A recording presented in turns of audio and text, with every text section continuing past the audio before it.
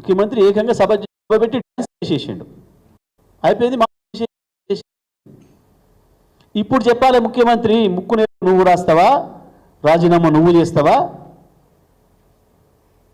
మేం చేయాలి, మా నాయకులు చేయాలి. ఒక సభ పెట్టుకొని సభలో ఇన్ని పచ్చబద్ధాలు మాట్లాడుతూ, నోటికొచ్చిన బూతులు మాట్లాడుతూ, నువ్వు చేసిన ప్రహసనం ఇవాళ ఉత్తమ్ కుమార్ రెడ్డి గారి స్టేట్మెంట్తో స్పష్టంగా తేలిపోయింది. ముఖ్యమంత్రి చెప్పింది అక్షరం పచ్చి అబద్ధం అనే మాట. రాజీనామా చేయమని హరీష్ గారిని డిమాండ్ చేసినాం. చేయి, నువ్వు చేస్తావా ఇప్పుడు, లేదా క్షమాపణలు చెప్తావా, చెంపలు వేసుకుంటావా? తెలంగాణ రైతాంగాన్ని మోసం చేసినందుకు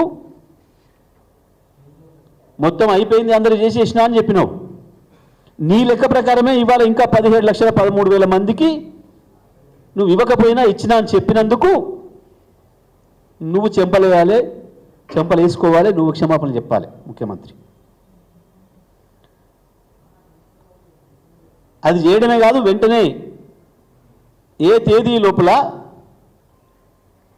ఈ 17,13,000 మందికి కూడా రుణమాఫీ చేస్తారో వెంటనే ప్రకటించాలి ప్రభుత్వం.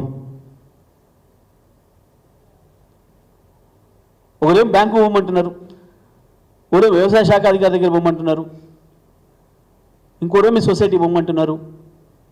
అసలు ఎక్కడికి పోవాలి రైతులు? ఒకరేం కలెక్టర్ గాడికి పోమని అంటారు. ఒక్కొక్క మంత్రి తల ఒక తీరుగా రైతుల్ని గందరగోళపరుస్తున్నారు. మీ చేసిన తప్పులకు రైతులను బలి చేసే ప్రయత్నం చేస్తున్నారు. ఇప్పటికైనా ప్రభుత్వం ఒక స్పష్టమైన ప్రకటన చేయాలి.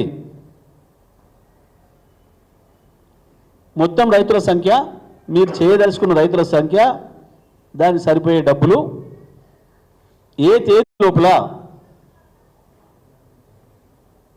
అమలు చేస్తారో, బ్యాంక్ ఖాతాలో డబ్బులు, రైతుల ఖాతాల్లో డబ్బులు వేస్తారో ప్రభుత్వమే స్పష్టంగా చెప్పాలి.